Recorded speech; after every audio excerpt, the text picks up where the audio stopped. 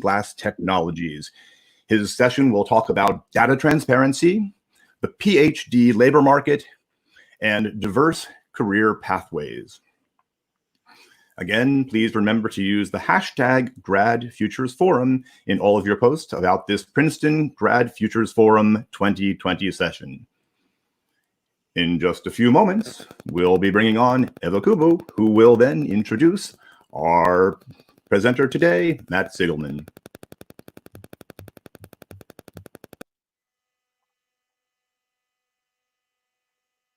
Welcome, everyone, to the Grad Futures Virtual Forum. My name is Eva Kubu, and I'm the Associate Dean of Graduate Student Professional Development and the Director of the Grad Futures Initiative at Princeton University. We're delighted you all could join us for this unique online event and for the important conversations we'll be having across the next 3 days regarding graduate student professional development. We understand that we are all facing unprecedented change and uncertainties together at this time. The intention of this event is to really provide a forum for hopeful and helpful advice for our graduate students. I'd like to begin to express my deep gratitude for all of the support we've received from the alumni community, our colleagues at the graduate school, to Dean of the graduate school, Sarah Jane Leslie, for her strong vision for graduate student professional development and her strong support of us hosting this event. Also to my Grad Futures team and all of the students on our professional development associates team who have been working long hours and helping us to co-create this event, and also to plan and replan an event to bring it to you in a virtual format. Thank you to everyone who's been involved. It is my pleasure to introduce our alum speaker, Matt Sigelman, who is the CEO of Burning Glass Technologies. The Grad Futures team actually partnered with Matt early on to really do a rigorous analysis of the PhD labor market and the core competencies and skills that now frame the Grad Futures core competency model. We have also been in close partnership with Matt over the years in my previous role as Director of Career Services at Princeton, and we know that he has devoted a lot of time to really helping us understand the job market and understand the core skills and competencies that will propel our students forward. So with that, I will let Matt take the stage because he has a really robust set of slides and a lot of information. And again, the purpose of this event is to share information in a transparent way with graduate students, but we know none of us has all of the answers at this point. And having some information as things evolve can help graduate students and our graduate alumni community really stay attuned to what is happening in the labor market and the ways that they can prepare with respect to professional skills and competencies that can help shape their next steps. With that, Matt, welcome.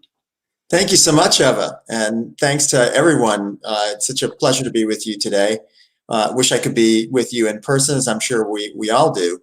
But I'm very excited about this opportunity to kick off the Grad Futures Forum. This is, as Eva just mentioned, a challenging moment for all of us, to say the least. Not only because of the inconveniences over the last several weeks, but because of the maelstrom that we all look ahead to, and of course, that's creating no small amount of anxiety. Well before the COVID-19 crisis, the prospect of navigating, whether it be the academic job market or whether it be navigating the job market to make contributions outside of the world of academia, has always been one that's been led to a lot of anxiety. I remember back in my own undergraduate days at Princeton, I spent a lot of hours each week moonlighting as a campus shuttle driver, and I would drive to the far reaches of the Butler Tract and Lawrence Apartments and the Graduate College and Hibbing McGee, and had many late night conversations with grad students who were fretting about their job search and their prospects after Princeton. More recently, not that recently anymore, but 12 years ago, I met my wife, who is at the time was a graduate student at Brown and now an academic herself. And so I've lived through some of this very firsthand.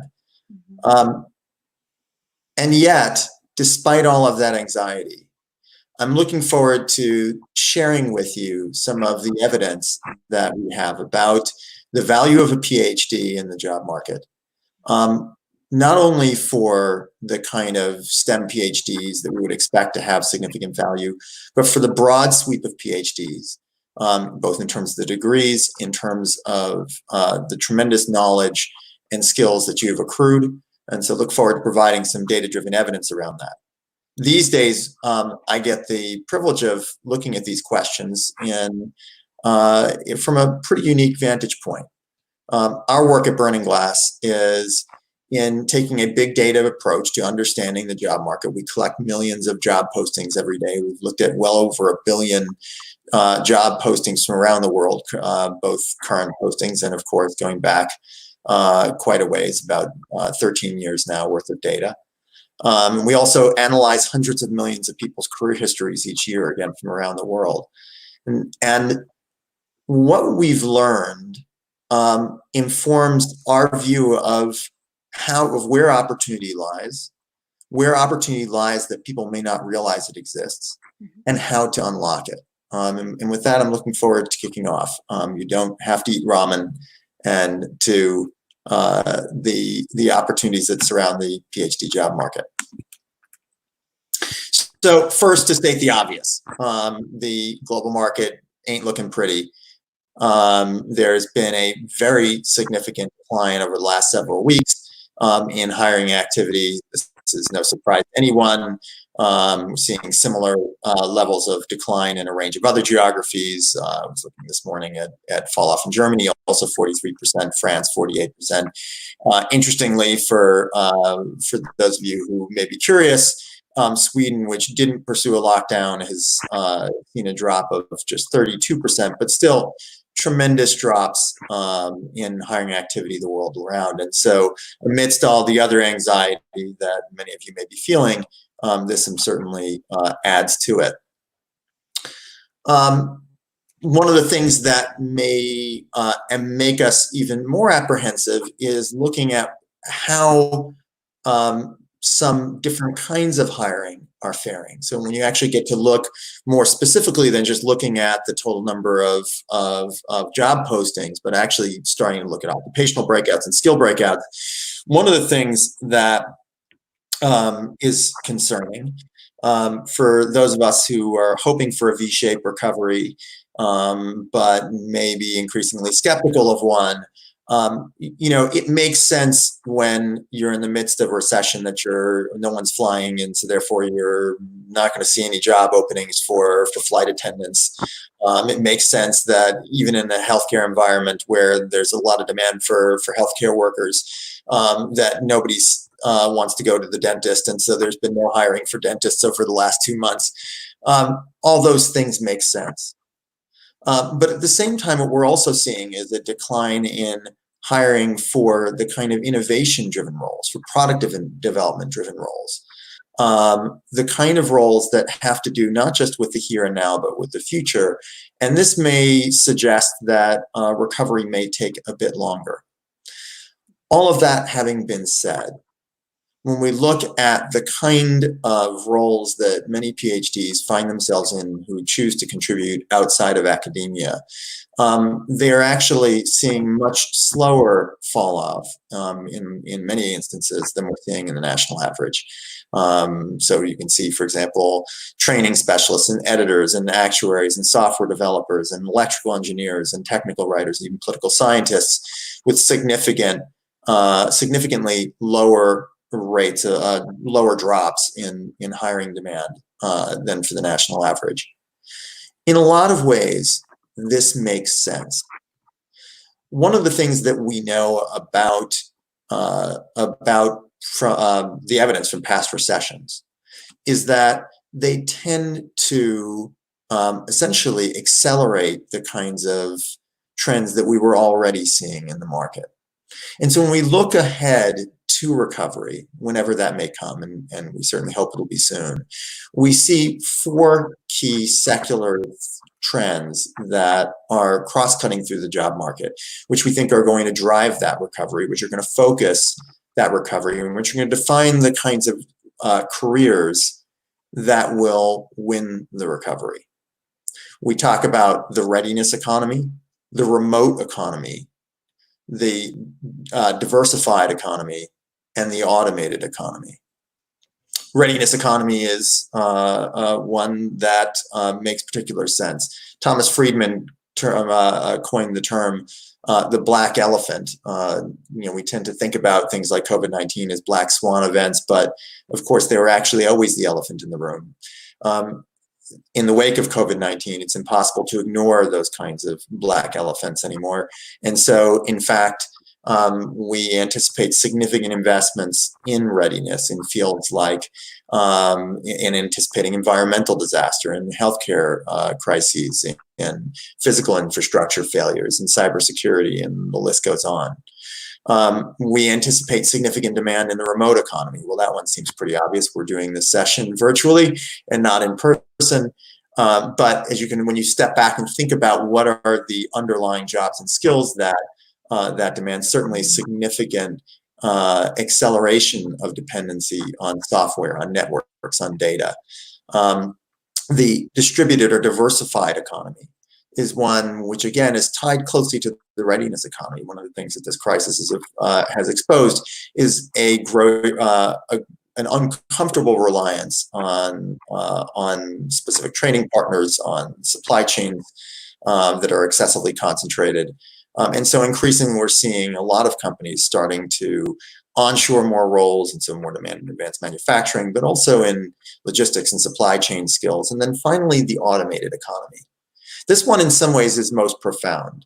There was a lot of us who spend time thinking about labor markets who have, for a while, been really sweating the future of work. I think a lot of people, well beyond those who are interested in labor markets, worrying about the kind of displacement of the future of work.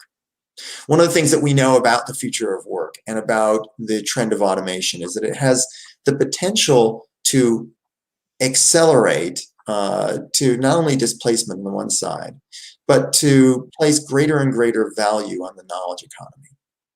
And so that brings me back to the kinds of opportunities, the kinds of careers that are open to those with doctoral studies.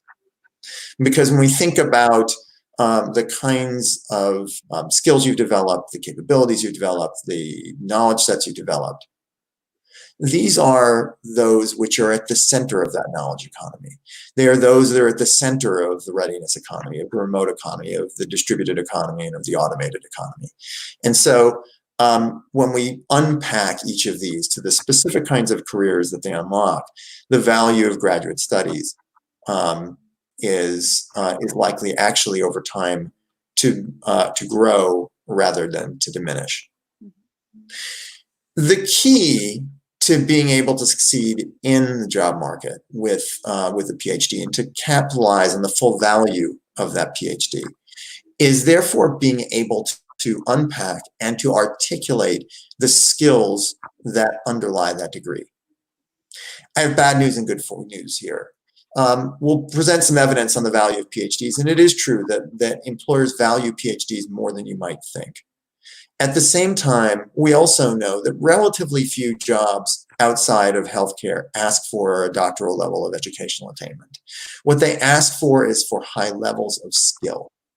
And so the ability to be able to navigate opportunities outside academia is the ability to be able to identify those skills, to build those skills, and to articulate those skills.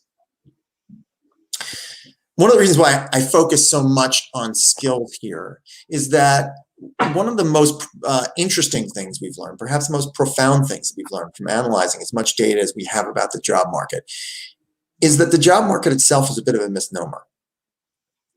Think about job market being defined by jobs.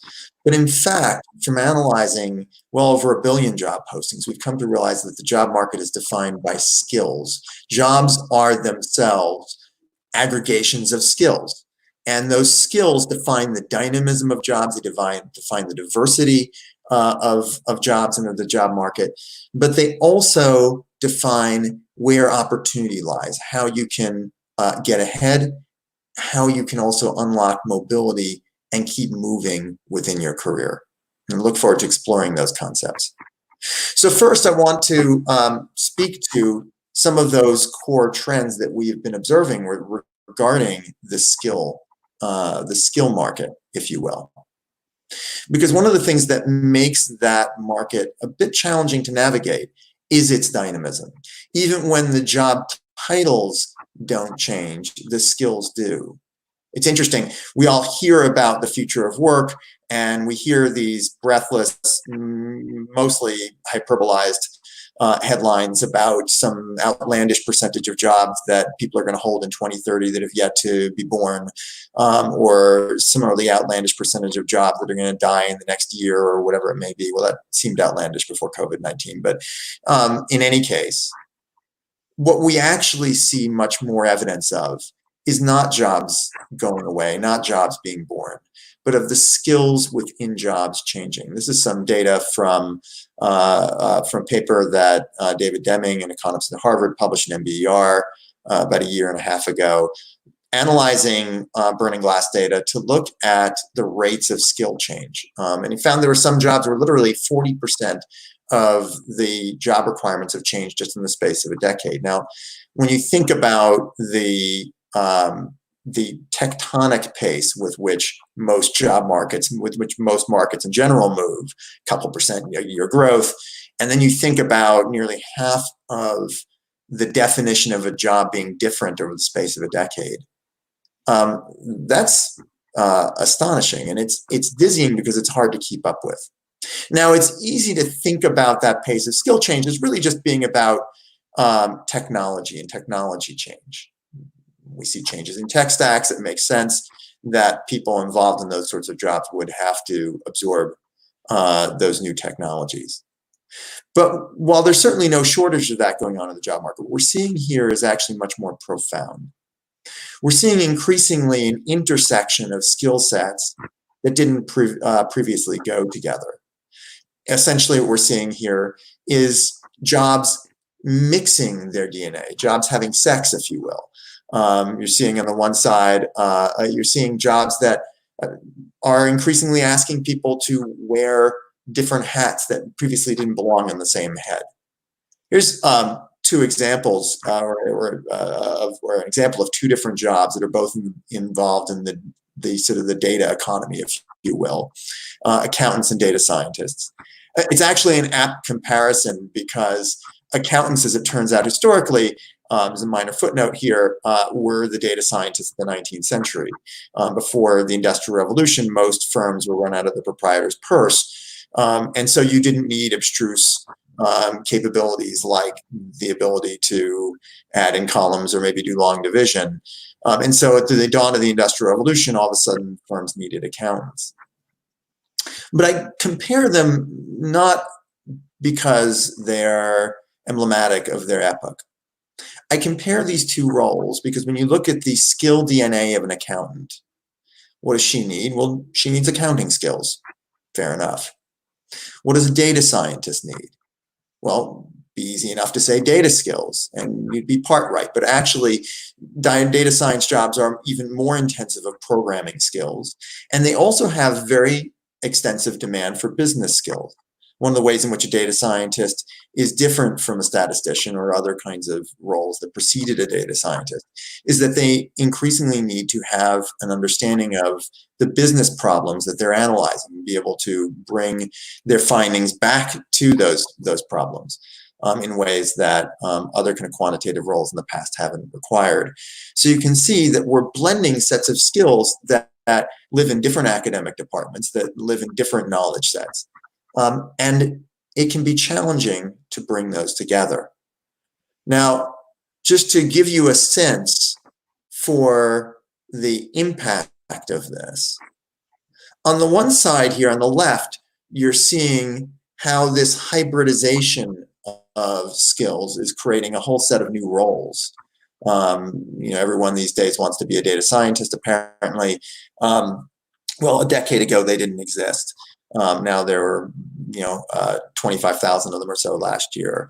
There were very few people doing things like UI, UX design. There's a lot more of them today.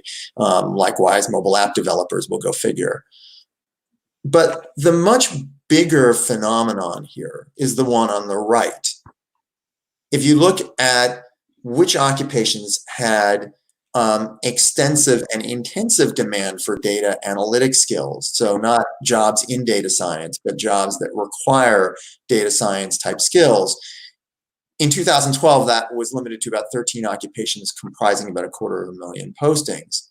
In 2018, that had grown to 32 occupations comprising close to 1 million postings. So you're seeing that these sets of skills, like data skills, like digital skills, like software skills, and a range of others, are intersecting the full spectrum of the job market.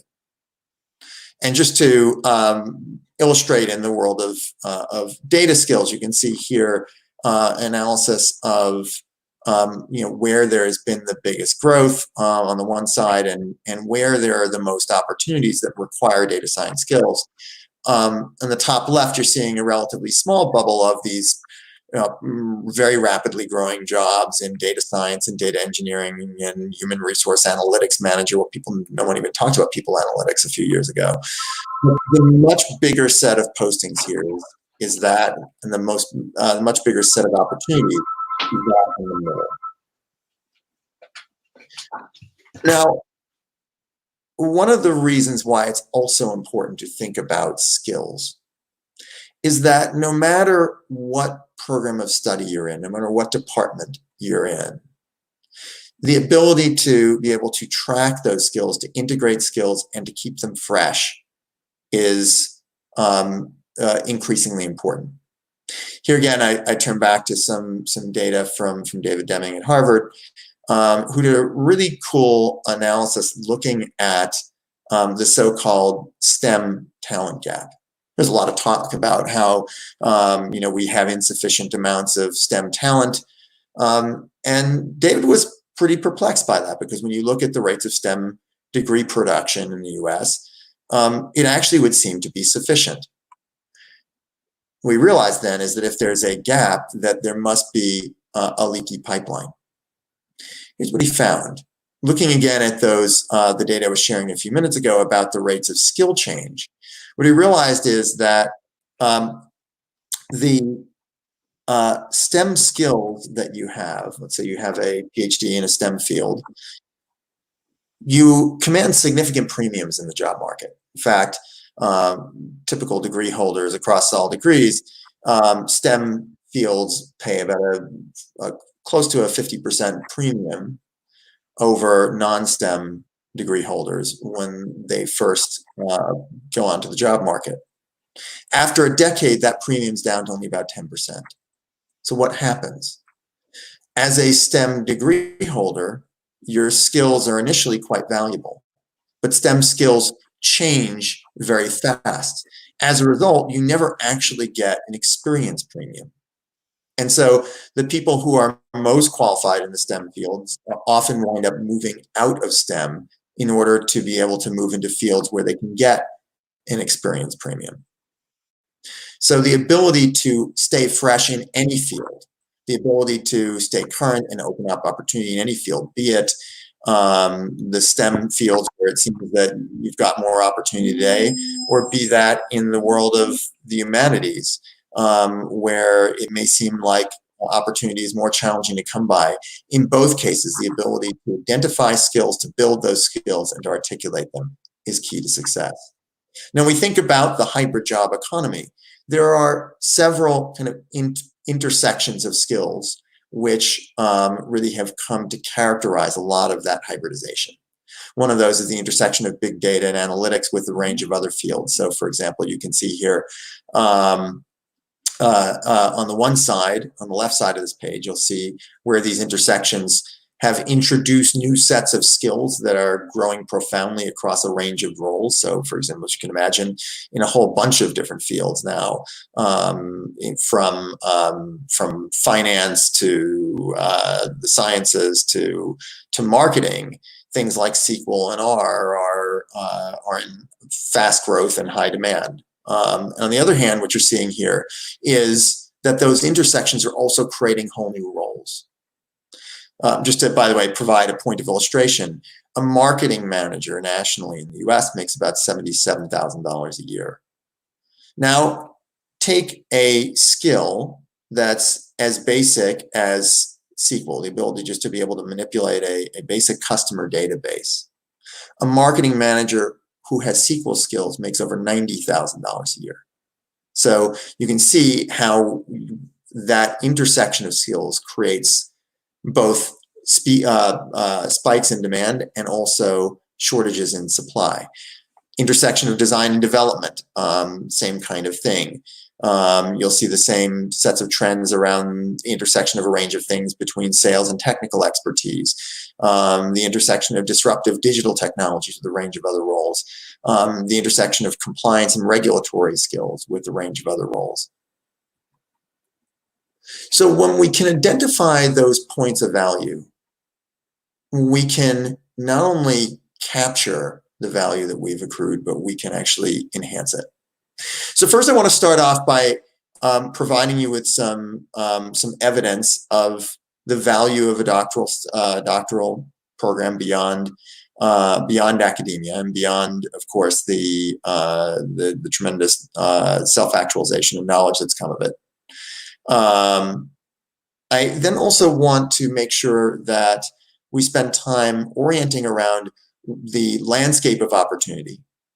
From there, we can talk about what it takes to make sure that you are both identifying and articulating the skills that enable you to transition to that opportunity and to move toward it. And finally, to be able to talk about opportunities to keep moving ahead.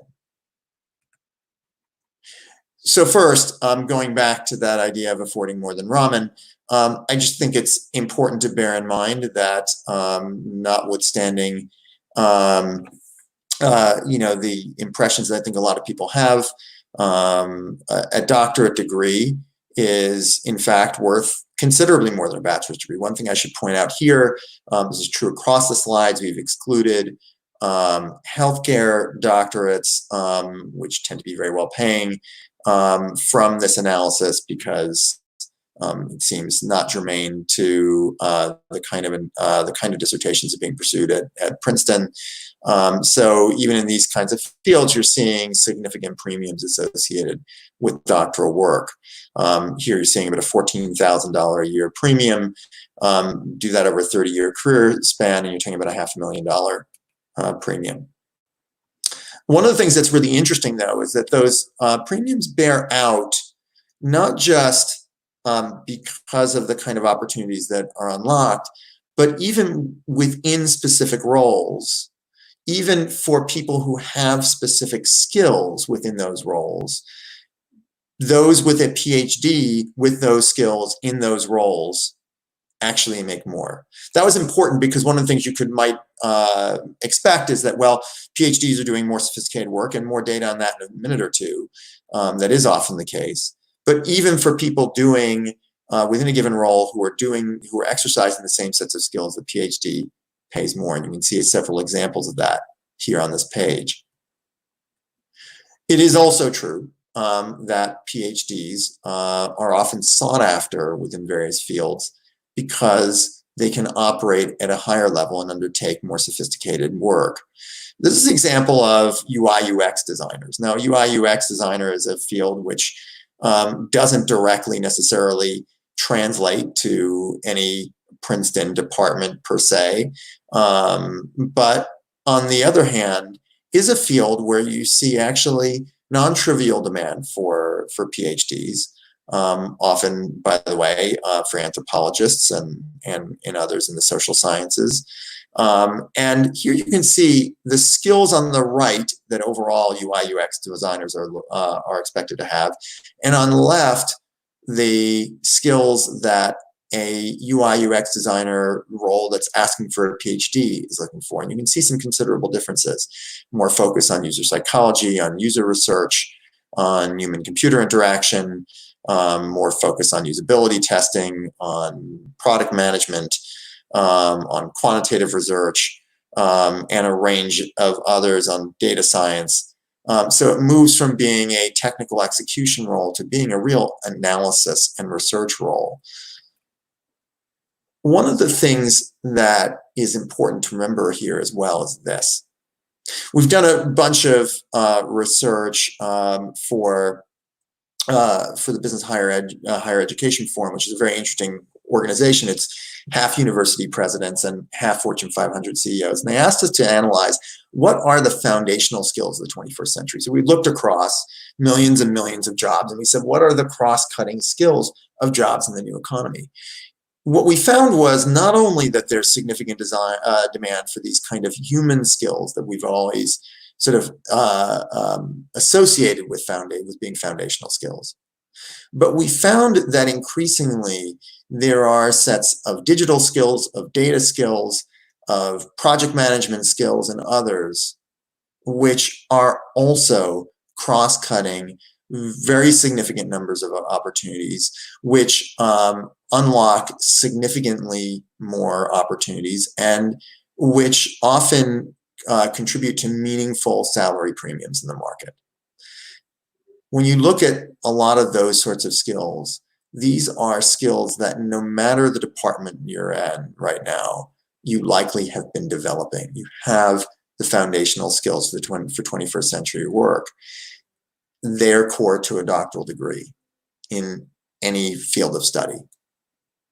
One of the things that's interesting to see is that a lot of those sets of skills wind up having value in a broad array of roles. You look at, for example, humanities and art sets of skills, you can see even in technical fields, they are really sought after and command significant sets of premiums.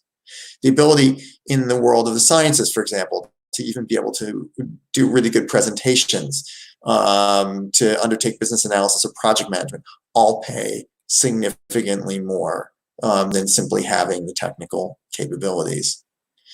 Here's another example from the world of STEM, from the world of chemical engineering and environmental engineering jobs. And you can see here, just over the last decade, the tremendous growth in demand in fields that haven't grown that much overall, notwithstanding that the fields themselves have stayed relatively stable. You can see tremendous paces of growth in demand for foundational skills. Now, part of the reason for that is a bit surprising. We were talking before about jobs that are blending skill sets.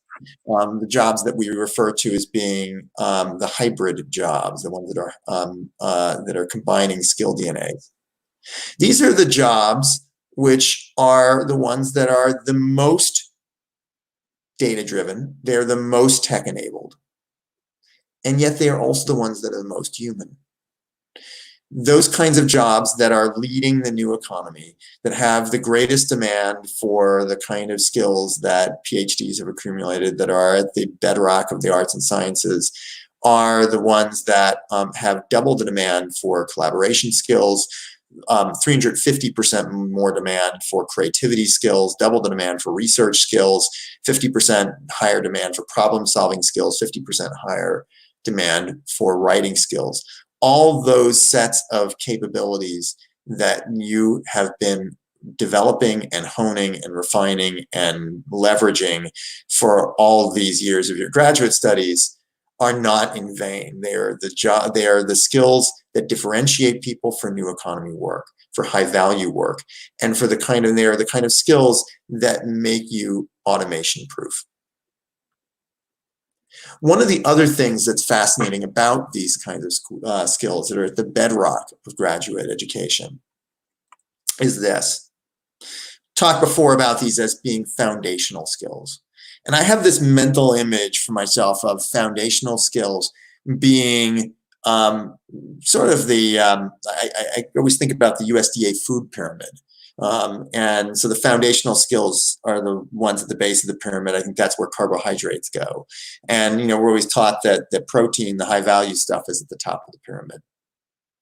Well, what we found is that when it comes to skills, the world works kind of opposite of that. The skills that come to be increasingly valued as you travel your career are those foundational skills, both overall and then specifically the human skills, the business enabling skills, the digital skills, all come to be, if you look at the relative value or the relative priority that employers put on various skills, the further north you go in your career, the more those skills give you enduring value. So doctoral studies pay off, but part of their paying off depends on knowing where the opportunities lie. So I want to just very briefly give you a view to where PhD demand is. So first of all, most of that demand is indeed outside of academia. And again, this is excluding healthcare related fields.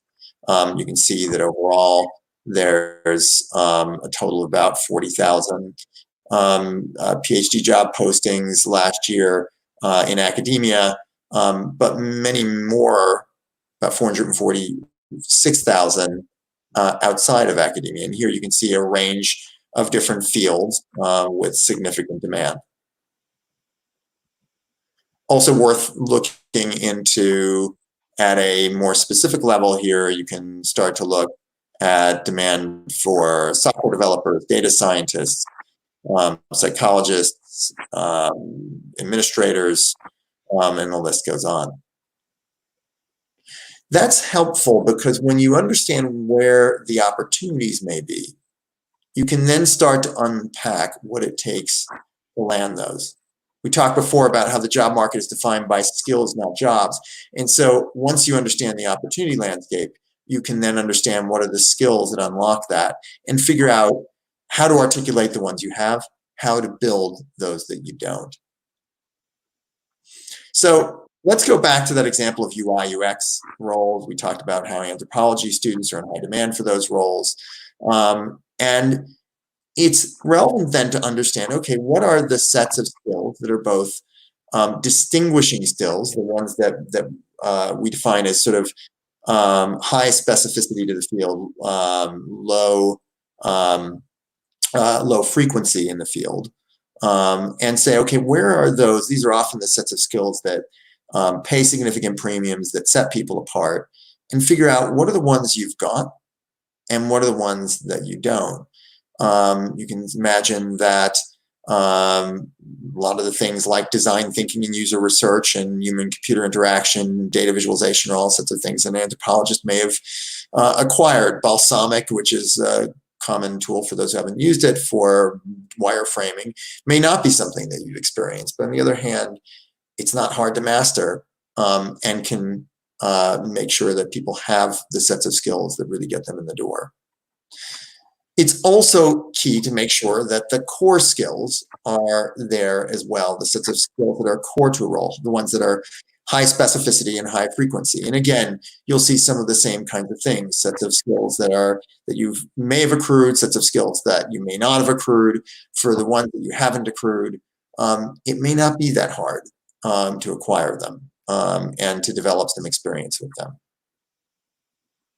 Here's an analysis of careers that are open to history PhDs, and we'll get into this in a way that I imagine nobody can read here, unfortunately, without maybe squinting at the screen, but you'll see across the top here a range of occupations at descending, as we move from left to right, levels of skill adjacency to academic careers in history.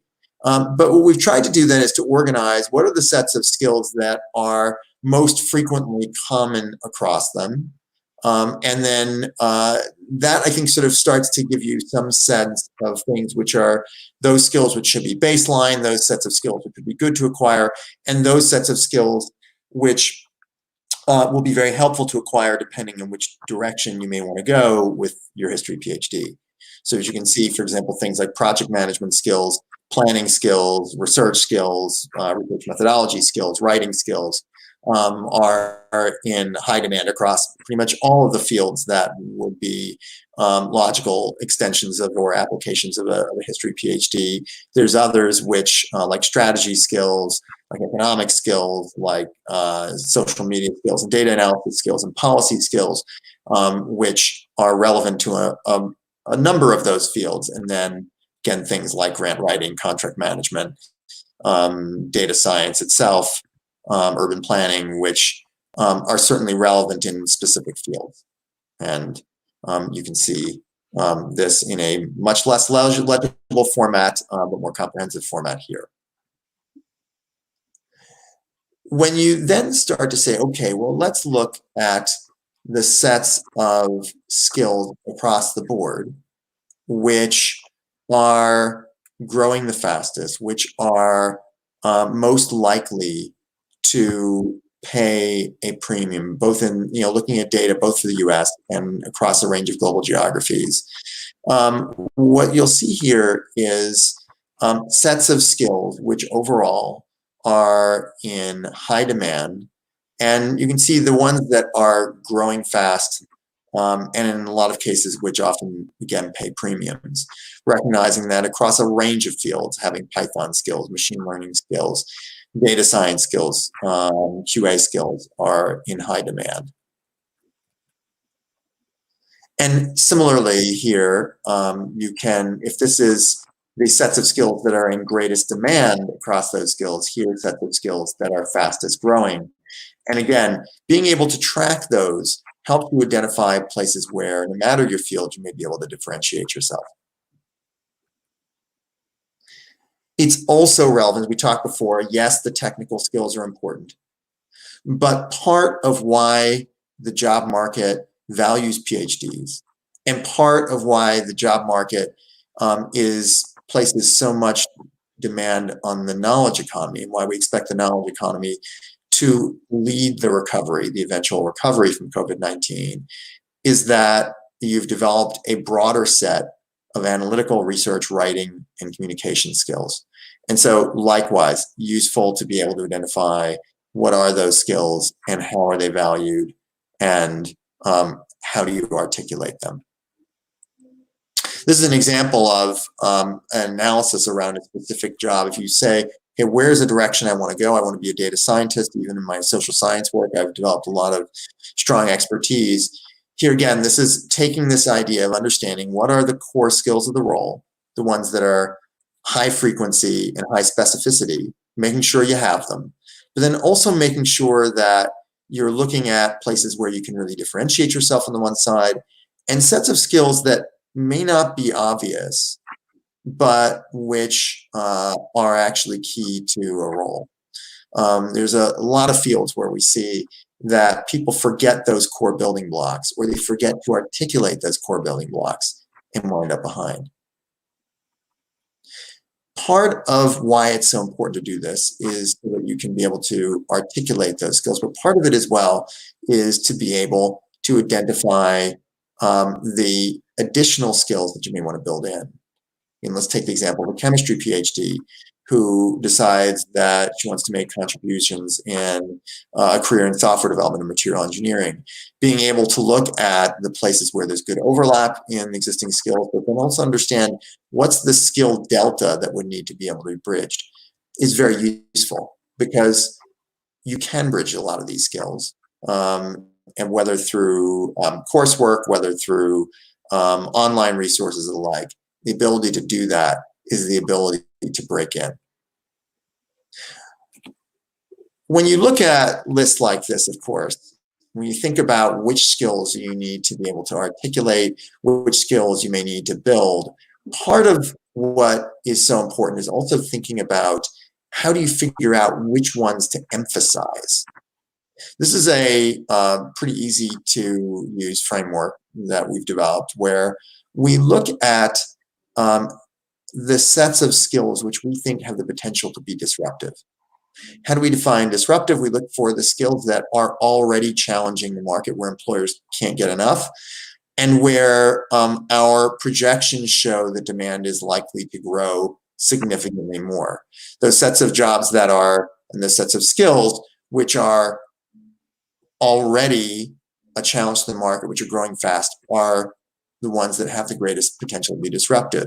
This is an example of the world of data science, which itself has grown meteorically over the last several years. And yet, even in the world of data science, not all skills are created equal. Certain sets of skills are more valuable than others and need to be called out more than others. It's also relevant to try to think ahead to where is growth likely to be. This is from a set of skill projections around cybersecurity.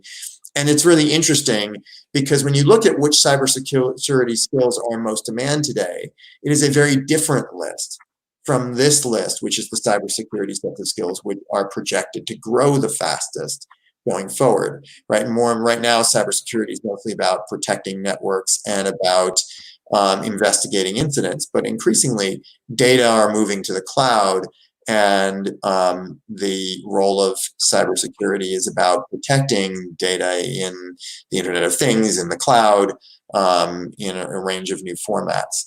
And so again, as we think about how do you develop your career to where the market is going, this can be very useful. This is what I call the Wayne Gretzky School of Career Development. For those hockey fans in the audience, you'll recognize Wayne Gretzky as the sage who said that winning is easy because he skates to where the puck is going. And of course, likewise, so should you. Thinking ahead to where is the market going, not just in terms of jobs, but the skills that will differentiate people in those jobs is important. One easy way to do that is to think about where is best practice. It's an example of a mechanical engineering career. This is an example of two automotive companies, GM and Tesla, both of which hire a good number of mechanical engineers. But you can see on the right, GM skill demand is focused on things like systems engineering, engineering support, even Microsoft Excel. And on the left, Tesla is looking for product development, product design, and for 3D modeling skills, for a range of others, for data analysis. It's a different way of thinking about the job. If I were a mechanical engineer and trying to put on Wayne Gretzky's skates, I would skate to the left-hand side of this page, not the right. So paying attention to leading edge firms and looking at what they are looking for can be very informative in figuring out what you need to articulate. Likely, if you're a mechanical engineer, you already have the full package of skills that are on the left side of this page. And so it's a matter of being able to know what's valuable and what you need to emphasize. Now, we started off talking about the significant challenges of this market.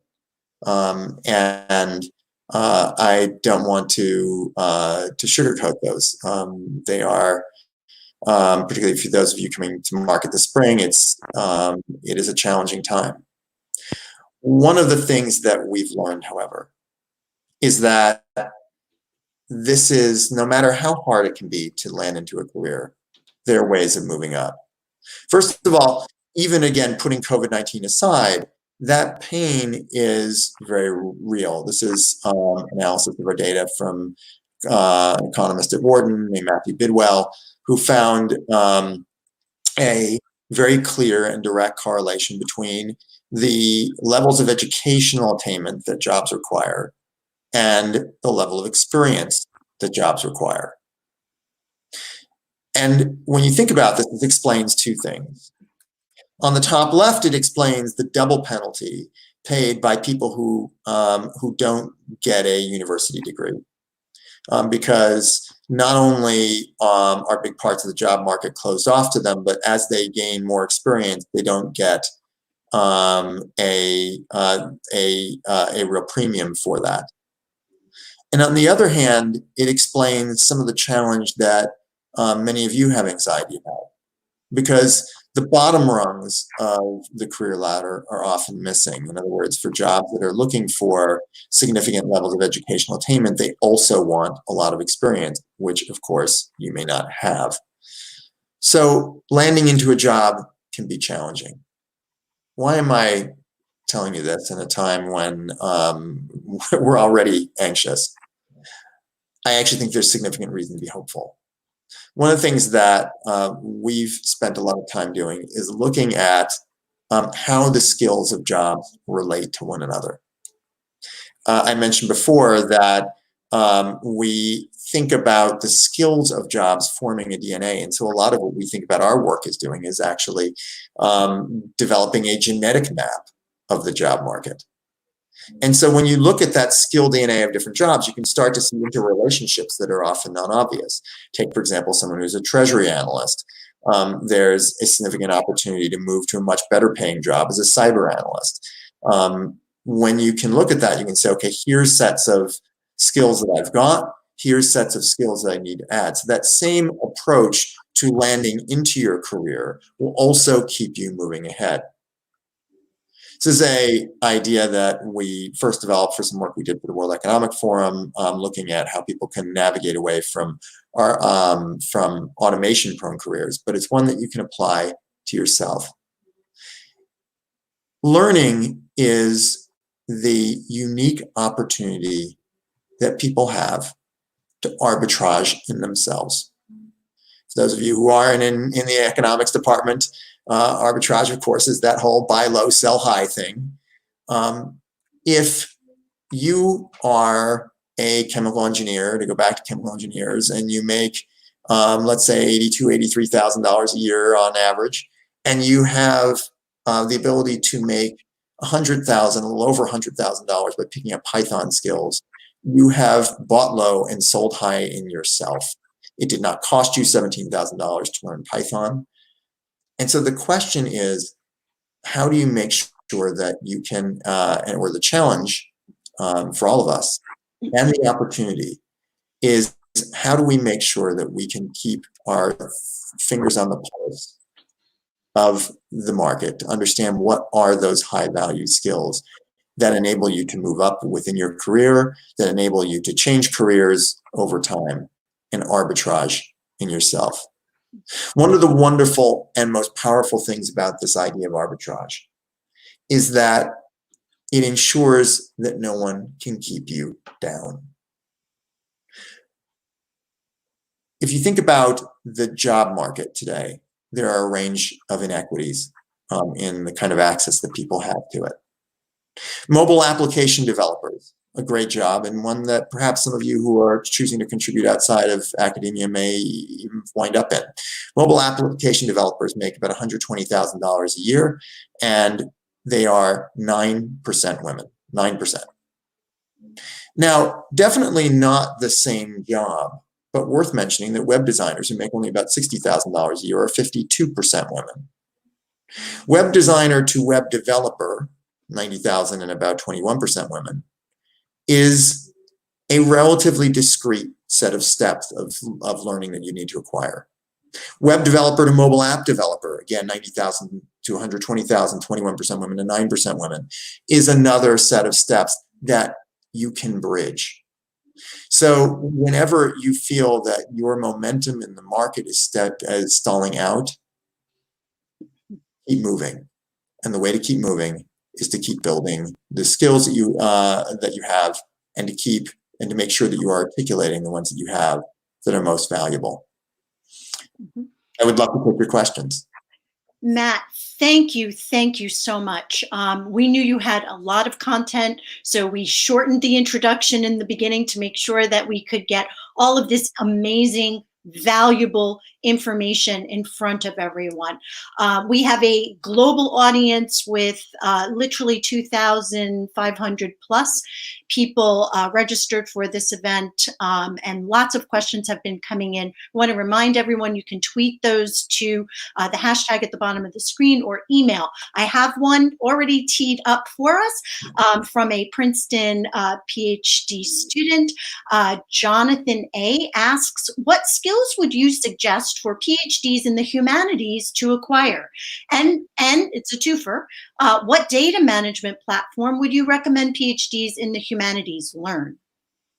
Great question, and I think this is, and I think it's an appropriate one to start with, because this is exactly the kind of place where I think there's the most opportunity. Again, those sort of humanities PhDs have a lot of the core skills that the market values. Adding a data skill like R, which is basic, which frankly even a lot of people in history might have picked up, depending on the kind of research that you're doing. It's fairly accessible. It'd be easy if you wanted to go a little bit further into the technical sphere of actual big data architecture. Picking up Hadoop is also in demand. This is one of these ones as well where you can get really leading edge. But what we find is that around a lot of technologies, particularly as they get assimilated into the job market, the life cycle works a little bit differently from we may think. We tend to think about half-lives of skills.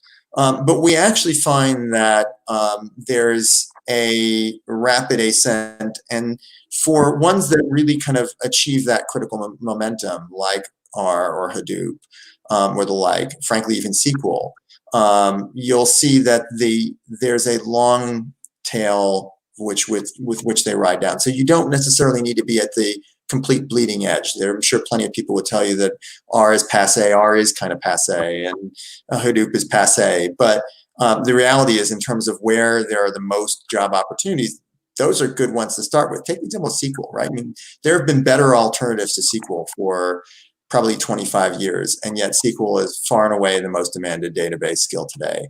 So I wouldn't worry too much about which skill you pick up. Yes, there's been a significant decline in demand for SAS or for SPSS, certainly. But frankly, even if those are the language you work with, making sure that you're articulating those makes a ton of sense. Yeah, absolutely. So one thing also, I really appreciated your framing of foundational skills. So often, we see those framed as soft skills. There's nothing soft about them, as what, very clearly your presentation demonstrates. And I think also for students, as we look at the skills and the competencies, that framing around distinguishing skills, core skills, and building blocks skills. One of the questions that we have is, what are some suggested ways perhaps that you think students can approach acquiring those distinguishing skills? So I think this comes back to the question of, first of all, how do you identify them? Mm-hmm. When we go beyond the foundational skills and we say, okay, how do I really distinguish myself in a field? A lot of what you need to do is define the target first. That may sound obvious, but Eva, I know you know this from your days in career services. It's really tempting to say, I want to create one non-academic resume, and that's going to be my resume, and I'm just going to use it anywhere. And the more that your resume can tell a story that's specific to the field that you're seeking entry into, the more successful it will be. So if you say, okay, look, I am interested in jobs in economic research, I'm interested in jobs in taking my history PhD into jobs in teaching, I'm taking a job, right? The list goes on from there in a range of fields, into contract writing or whatever, grants. In each of those fields, there's going to be a different set of skills. And so I think you can do a bunch of analysis. There's good data tools that are open to you. You can also, again, do some of that analysis of just saying, okay, the kinds of firms that or organizations that I'd really respect in each of those fields that I'm targeting, what are they looking for? And how do I play it back to them? It's a fairly, again, it seems obvious, but I wish more people would do that. Yeah, absolutely. And we're excited to be partnering with Burning Glass to bring your labor insights tool in-house to the Grad Futures team so that we can keep track and sort of look at these evolving skills and competencies and make sure that we're factoring those into our programming as we're moving forward as well, and giving students a variety of ways that they can begin to acquire and hone those skills, either through programs or immersive experiences. Lots of discussion to come in the next 2 days about ways that we're partnering with industry and with academia on that front. Our next question is from Hurley Ph.D. or at Hurley Ph.D. Will hybrid jobs with increasing skills requested worsen gender disparity? Such a good question. And it is something I worry a lot about. We're talking about sets of skills, which in a lot of cases, the kind of cross-cutting skills that are intersecting jobs across domains are things like data skills, digital skills, software skills. And there have tended to be gender biases in terms of who has acquired those skills. That's why it's so important to be so proactive in tracking those sets of things in your own career, so that you don't wind up in a situation where you haven't necessarily acquired those skills. The good news here is that the market has, one of the things that we've seen over the last few years where there's been a tight labor market has been that where there are talent, the job market follows talent relatively efficiently. There are certainly disparities of all varieties, but one of the things that has been hopeful is that as the market tightened, we could see that a lot of the kind of barriers for underrepresented people were starting to come down. Take, for example, pretty far, perhaps, I think, from most doctoral candidates. But if you look at, for example, the justice involved, right, we've seen a pronounced decline in the number of jobs that are closed to people who have been involved in the criminal justice system. That's great and good news for opportunity. Here's why I'm bringing that up here.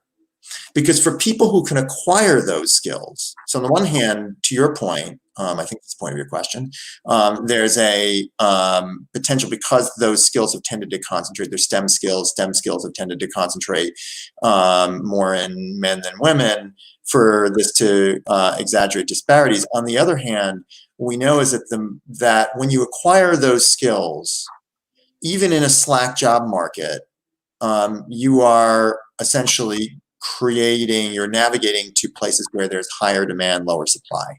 Mm-hmm. And where there's high demand, low supply, we find that, potential barriers tend to come down.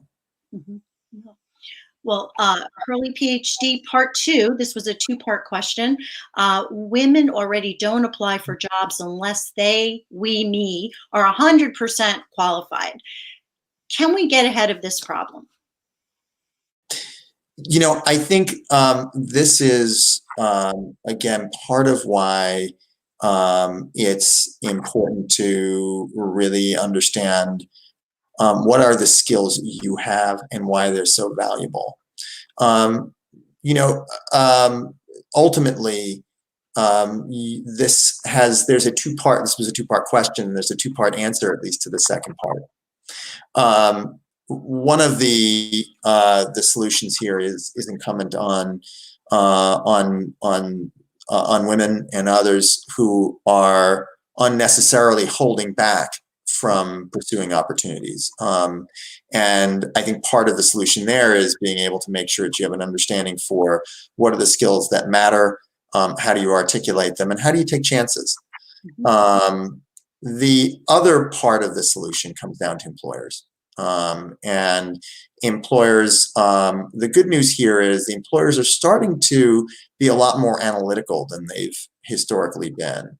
When you look at as many job postings as we do, you at some point sort of get the sense that the job market functions a little bit like an archaeological dig.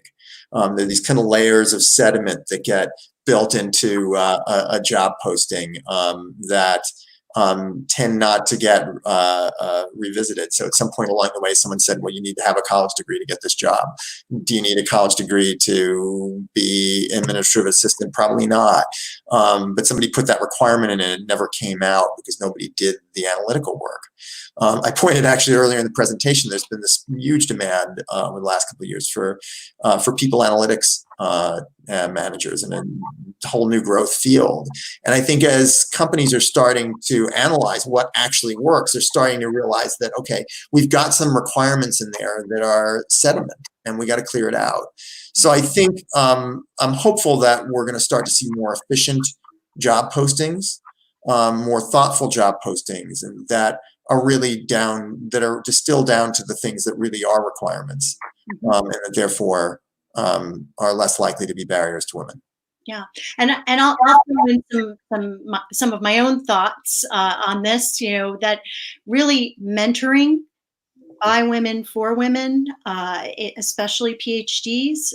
You know, we opened up today with Carol Barish, you know, PhD alumna from Princeton, who's offered her time to mentor and to help provide professional development guidance and programming. That is really, I think, also a big piece of the puzzle. Really having someone who's been there, has faced some of the same challenges, who can inspire you and guide you, you know, as to how to navigate some of those challenges. So we also have another question coming in. My PhD is in biotechnology, but I would like to go into jobs that are slightly removed from wet lab practice. What are some careers that you see as recently created that might be a good fit for biotech graduates? So, you know, I think across any kind of transition that you're looking for, one of the first things that's important to do is to catalog the skills that you've got. And then to actually look across the market, not at a job title level, but again, the market is driven by skills, not jobs.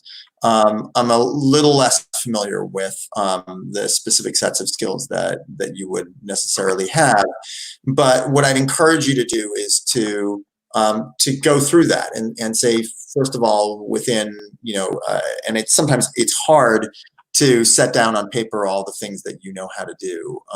It's embarrassing. It's also there's so much that, of course, I know how to do it. I never even think about writing that down. But I think if you were to look at postings in your field first and say, okay, you know, I've got those, catalog that, think about the kind of skills that you most like, whether it be tools or whether it be functions that you most like undertaking. And then I'd look at where else they're showing up. And sometimes what we find is that the answers will surprise you, that there may be opportunities well outside of the field you're in. Sometimes that may be still within the world of biotech, maybe around some various kinds of technical writing jobs or grant writing jobs. It could be program management jobs, but it could be well outside the world of biotech itself. Again, another role that we've seen in high demand in the world of biotech itself, that's a really interesting role, and a great example of one of these sort of hybrid roles is, I forget the exact name of it, but it's essentially a regulatory project manager.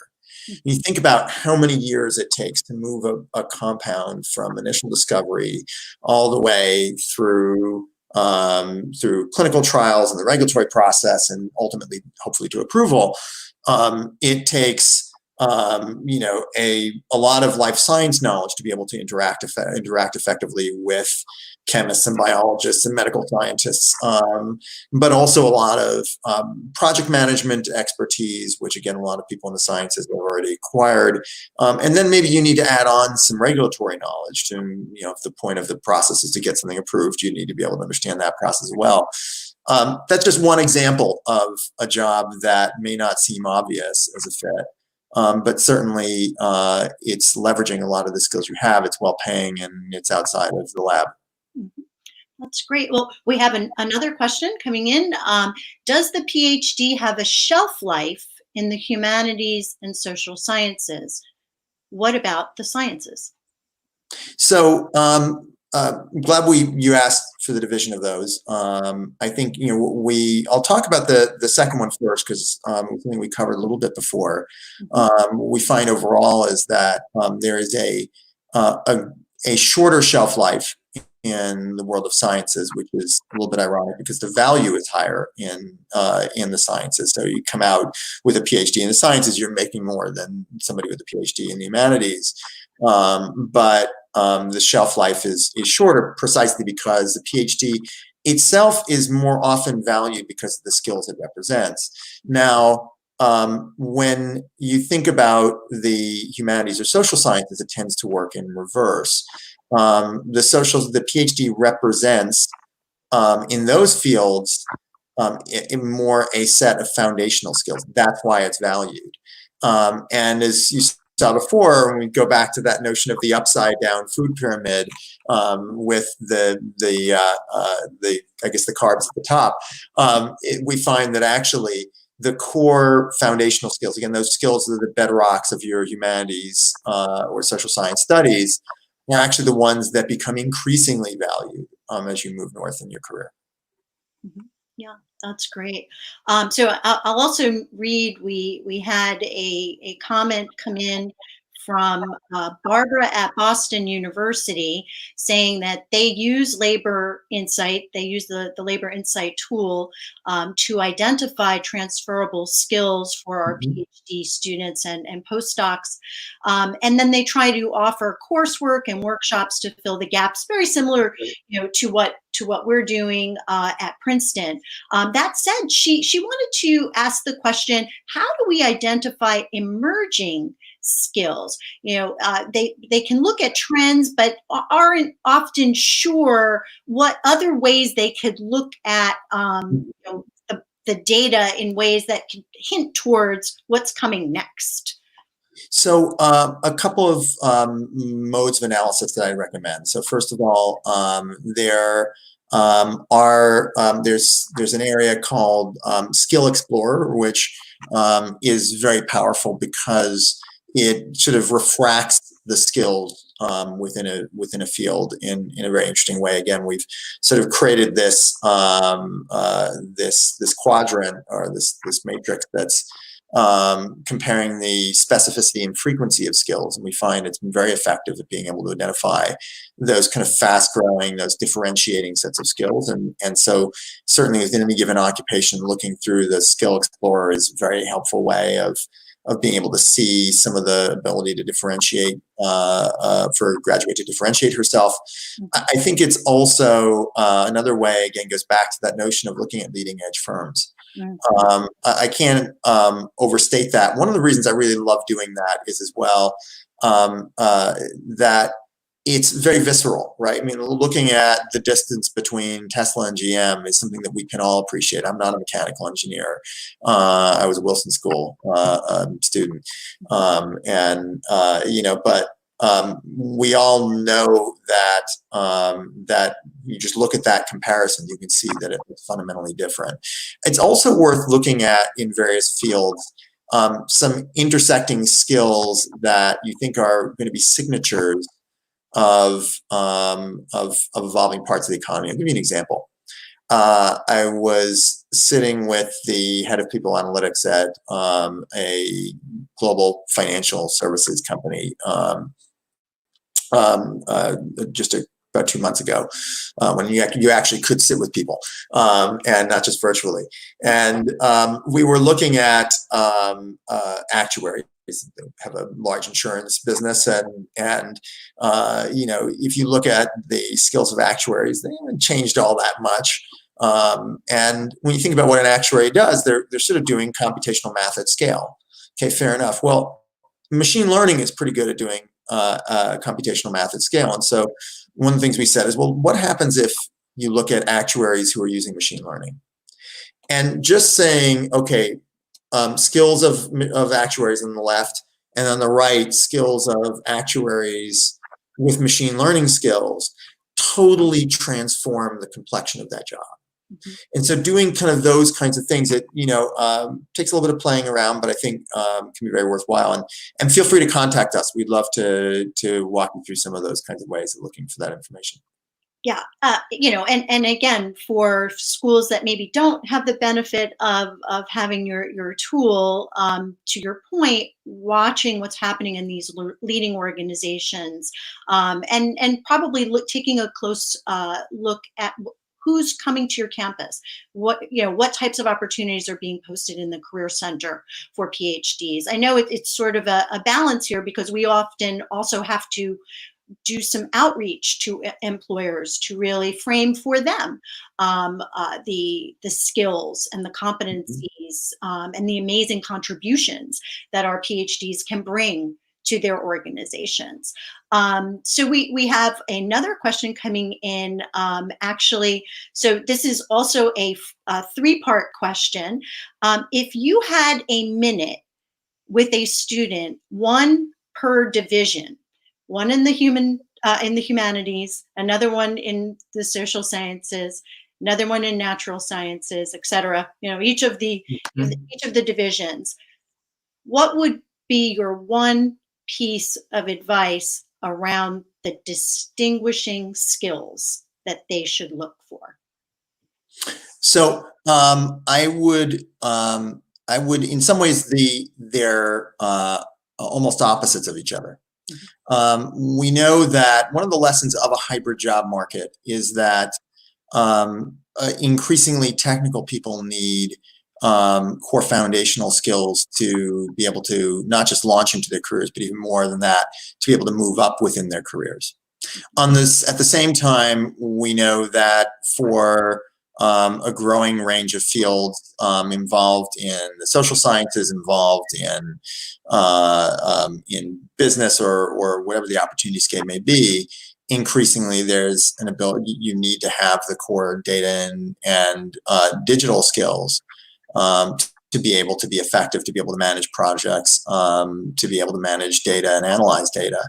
And so I think on the one side, I would counsel those in STEM programs to make sure that they are acquiring the core foundational skills that will allow them to be effective. And I would pay attention to what those, what are those foundational skills of the 21st century. And the other side, I would counsel the opposite. Now, one of the things I'd also suggest is looking as well at what kinds of modes of analysis that those intersections create. And I would take that back to my own work, because again, in a lot of cases, this is less about what additional skills you need to pick up, and it's about figuring out how you articulate the value that you've already built through your investment in your PhD. Yeah.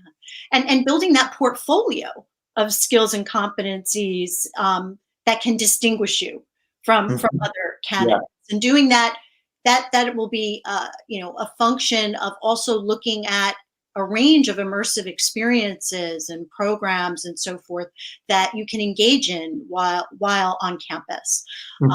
So in several other conversations that you and I have had, we've talked about the value of immersive experiences, internships, fellowships, etc. One of the questions we have been fielding from students in earlier sessions today was, of course, this summer there are going to be a lot of challenges, perhaps, with respect to internships, fellowships, etc. But can you just speak broadly about having those types of immersive experiences in addition to your doctoral program?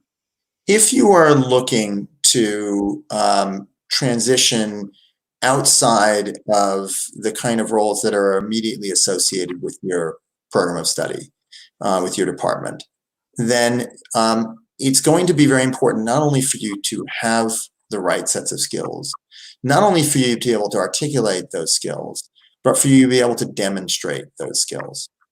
If, let's say, you are a a classicist or a feminist anthropologist and you want to get a job in data science or marketing or whatever it may be, or in healthcare administration, it doesn't matter. You may have acquired the right sets of skills. You may even talk about them, but an employer picking up your virtual resume and looking at it very quickly may not realize that you have the right sets of experiences. So finding for yourself opportunities to build that muscle, to demonstrate those skills is incredibly valuable. Now, to your point, that's challenging in this market. And so I would be flexible about how to pursue those. Obviously, nobody wants to work without pay.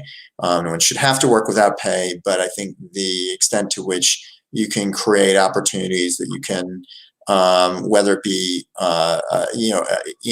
formally in internships or fellowships, whether it be an actual kind of, whether it be on the gig economy, whatever it may be, being able to take on those kinds of assignments and describe them is really important. Yeah, absolutely. We have another question. What do you think is the biggest hurdle PhD students face finding a job outside of academia, and how can we overcome it?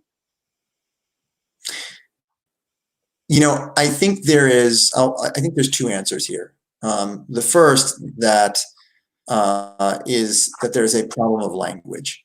It goes back to what we were just speaking about a moment ago. The language of academia and the language of the job market don't always intersect so well. We're used to speaking about our research. We're used to thinking about, in the world of academia, courses are defined in terms of their learning outcomes. And there's just a different vocabulary. And that doesn't mean that you don't have the skills. It doesn't mean that you aren't relevant. It means that you don't have the words to express it. And so the key to being able to launch effectively, to being able to demonstrate relevance, is in a lot of cases the ability to adopt that vocabulary. That's one of the reasons why I counseled before, starting out by looking at where are you going, what's your target, understanding what's the things that are of value to that role, and playing that back so that employers can hear it. It's also why it's so important to be able to demonstrate the right sets of experiences, again, so that you can show it, so that you have the right language for what you already know, so that you have the right demonstrations of what you've already demonstrated, but in a language and in a format that employers can understand. The other thing which I would point to here is this. President Roosevelt famously said that the only thing we have to fear is fear itself. Part of that hurdle that we have in approaching the job market is that it seems like such a horrible task. It seems impossible that we're going to find relevance. It seems impossible that if we don't contribute in academia that we're going to be valued in the market. There's such stereotypes out there of the PhD, driving what used to be a cab now for Uber, or whatever it may be. And I hope you've taken away from this presentation that it just isn't true and doesn't have to be true. And it really comes down to how proactive you can be in approaching that transition. Yeah. We've been sharing that point that really staying positive, being proactive, remaining pragmatic, in these times is really, really important. Another thing that, when we think about looking at the skills and competencies and the diverse array, of industries, and what their requirements might be. I think one thing that you mentioned earlier in your presentation that I want to just reiterate is that the job descriptions themselves can often be flawed. As you're looking at the job descriptions, you and I know this from decades of looking at job descriptions. They sometimes are holdovers from, this is what's been on file. Some organizations refresh those and keep them dynamic and evolve them. Sometimes there's a wish list, of requirements, so sometimes the signals in the job descriptions may not be as accurate signals. So looking at doing your own research, again, flexing that muscle that we know all PhDs have, that research muscle, to research that industry, to understand, what are some of the current trends, to look at those trends, then to couple that with those personal connections, and again, I know we've been really, reiterating this point again and again, but your alumni community represents an amazing resource to you. Lean into your alumni network. Find strength and inspiration in their journeys as well, and the advice that they can provide, because oftentimes, we know you can apply for a role, and we hear from students all the time, I didn't hear back. I've applied and it just feels like it's going out into orbit somewhere, and I don't ever hear back from the individual. Well, you need to have a contact on the inside. That contact on the inside is an alum or an alumna that work for that organization. So staying connected on LinkedIn, and in other ways, to your university at Princeton through TigerNet and et cetera, really tapping into your alumni network can give you the inside intel as to what employers are really looking for. We have another question. If you had to describe a PhD using a one-word descriptor, what would that term be? And what's the greatest thing PhDs have going for them? Wow. 6-7 years of your life distilled down to one word. I think we probably have to pass on that one. I think maybe the theme of the day, if I had to pick one, would maybe be valuable. But if I had just a couple more, I'd probably focus on the intersection of creativity, of innovation, of analysis, and of persistence, that are core to earning a doctoral degree, to any doctoral pursuit across any department.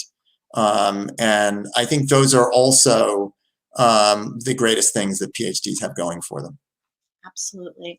Well, Matt, this has been absolutely amazing. Such timely information for all of us, today, particularly for our students.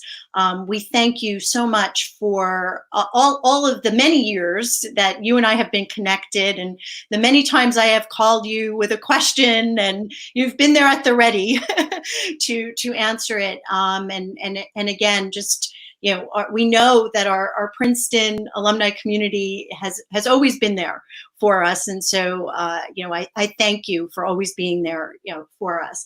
I want to also just highlight that a lot of the information that Matt has offered today, we will be asking more pointed questions of our industry panelists in our industry roundtable on Friday morning regarding skills and competencies they look for in their organizations. What are the on-ramps to success within those organizations? We'll be asking some of those questions.